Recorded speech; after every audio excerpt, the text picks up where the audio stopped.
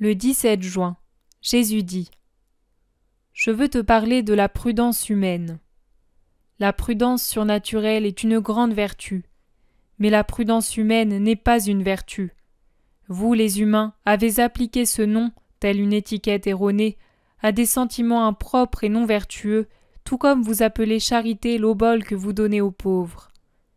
Mais si vous faites une aumône, même considérable, et si vous la faites pour être remarqué et applaudi du monde, croyez-vous faire un acte de charité ? Non, détrompez-vous. Charité veut dire amour. La charité, c'est donc d'avoir pitié et amour pour tous les nécessiteux de la terre. L'argent n'est pas nécessaire pour faire un acte de charité. Un conseil, un mot de réconfort, de douceur, un geste d'aide matérielle, une prière sont de la charité. Une aumône faite sans aucune délicatesse, laquelle humilie le pauvre en qui vous ne savez pas me voir, n'est pas charité. C'est la même chose pour la prudence. Vous appelez prudence votre lâcheté, votre envie de vivre tranquillement, votre égoïsme, 3 choses qui ne sont certainement pas des vertus. Même dans vos rapports avec la religion, vous aimez votre petite vie tranquille.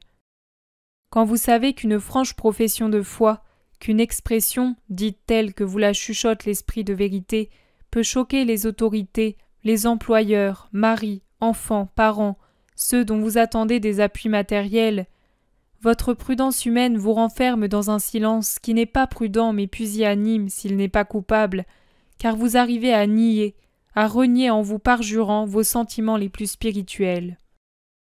Pierre fut le premier qui, par prudence humaine, en vint à nier me connaître à l'heure du danger. Je permis que cela arrive, pour qu'une fois repenti, il pût compatir et pardonner aux frères et sœurs pusillanimes. Mais que de Pierre depuis ce jour-là ? Vous avez toujours à l'esprit quelque intérêt mesquin. Vous le faites passer en premier, et vous le défendez au détriment de l'intérêt éternel que vous vaudrez la courageuse vérité courageusement professée. Devant certaines manifestations de Dieu, vous, pauvres humains, n'avez pas le courage de Nicodème et de Joseph, lesquels surent, à une heure terrible pour le Nazaréen et ses disciples, penser à moi contre l'opposition de toute la ville de Jérusalem et offrir leur collaboration.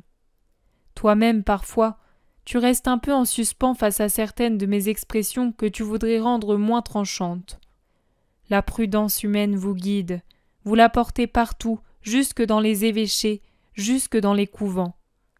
Que vous êtes différents des premiers chrétiens qui ne tenaient compte de rien qui fût humain et qui ne regardaient qu'au ciel. Il est vrai que je vous ai dit d'être prudents comme des serpents, mais non d'une prudence humaine.